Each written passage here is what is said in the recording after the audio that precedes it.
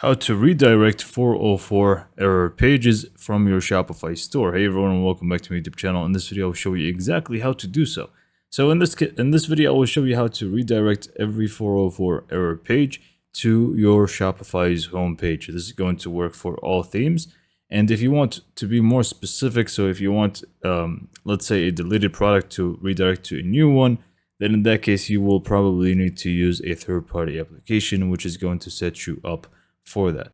For example, you can use this app right here. You can just go to your Shopify app store, look it up and install it and go through the setup. It is very simple to do. But if you're fine with redirecting to the home page right away for every 404 page, then in that case, all you need to do is just log into your Shopify admin, go to online store, themes, and click on edit code, not edit theme. Click on the three dots right next to edit theme and click on edit code. And by the way, just to show you that this works, right now I'm just going to add a nonsense basically site here or a path. So I'm just going to do this as a test, and this is basically just going to lead us to this error page, as you can see. But now we're just going to add the code which is going to let this be redirected to the home page instead. Anyway, once you're in this page, you just want to go to the top, search for theme.liquid. And you should be able to find it right away. Simply click on that.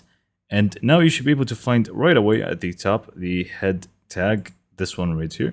So you're just going to click right in front of it like so and hit enter once. So make space in between. And now you're just going to go down to the description, copy the code and simply paste it right over here. And click on save from the top right corner. Now this is going to save for us. And once it's done, we're pretty much good to go.